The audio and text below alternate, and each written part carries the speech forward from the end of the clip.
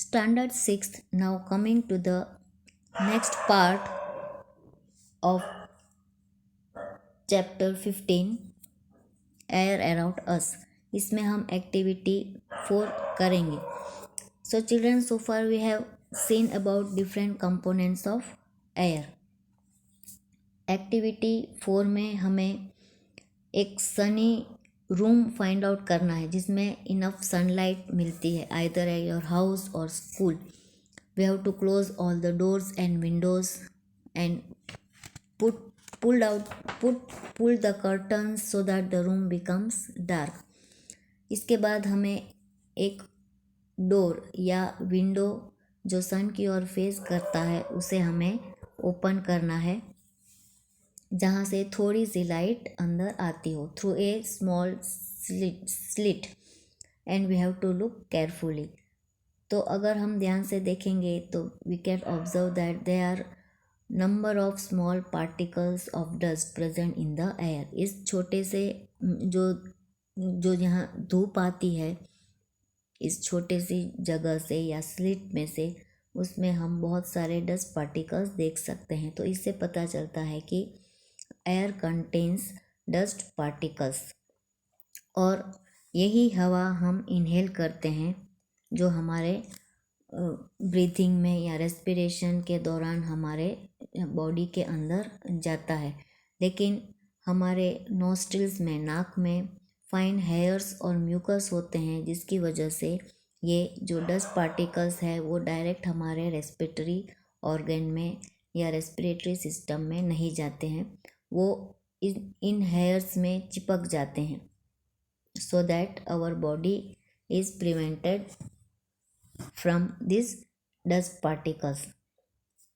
So children, we may conclude that air contains gases जैसे oxygen, nitrogen, carbon dioxide etcetera, and water vapour and also dust particles.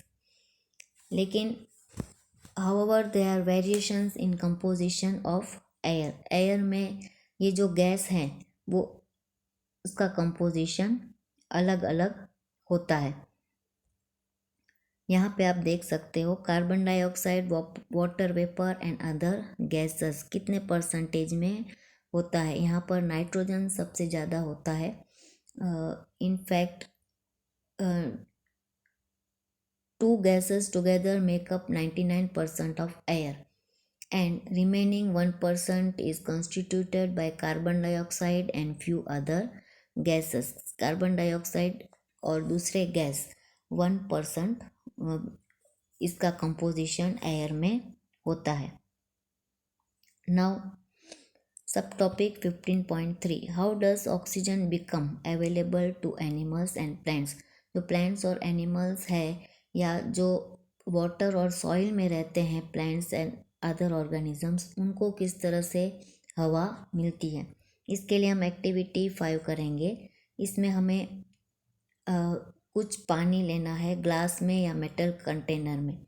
Then we have to heat it slowly on tripod stand, and before the water begins to boil look at carefully at the inner surface of the container. Container के inner surface में अगर हम देखें तो हमें tiny bubbles नज़र आएंगे, जो जिसका मतलब है कि ये टाइनी बबल्स जो है वो एयर के बबल्स है जो पानी के अंदर डिज़ोल्व होते हैं।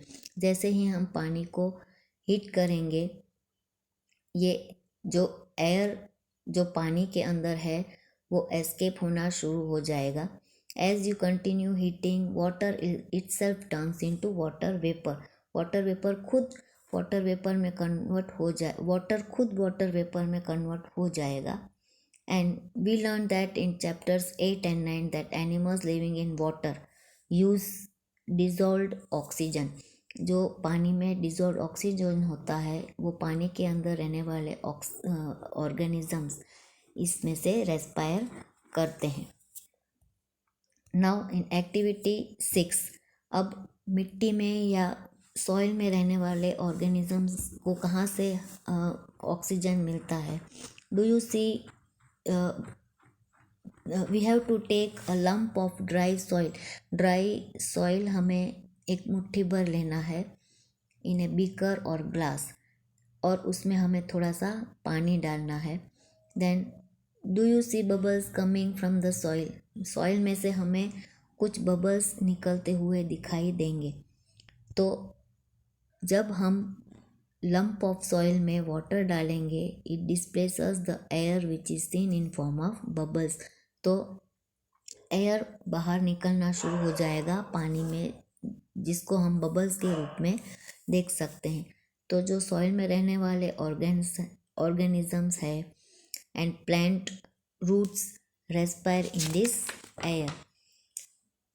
बहुत सारे एनिमल्स होल्स और बरोज बनाकर डीप सॉइल में रहते हैं, और they make spaces available for air to move in. वो ऐसी जगह बनाते हैं ताकि अंदर हवा आ सके। लेकिन जब बहुत ज़्यादा बारिश होती है तो बारिश के दिनों में they come out from the soil. This animals living in the soil have to come out for respiration. तो अर्थवर्म्स जैसे ऑर्गेनिजम्स हेवी रेन्स में बाहर निकल आते हैं ताकि वो सांस ले सके। So have you ever wondered why all oxygen of the atmosphere does not get used up through a large number of organisms are consuming it? बहुत सारे जितने भी लिविंग ऑर्गेनिज्म हैं वो ऑक्सीजन इनहेल करते हैं, लेकिन ये ऑक्सीजन यूज़ अप नहीं हो जाता है। ऐसा क्यों होता है? Who is refilling the oxygen in the atmosphere? इस एटमोसफियर में कौन ऑक्सीजन को बैलेंस करता है? We'll see in subtopic 15.4 how is oxygen in the atmosphere replaced। बच्चों चैप्टर 7 में हमने फोटोसिंथेसिस के बारे में पढ़ा।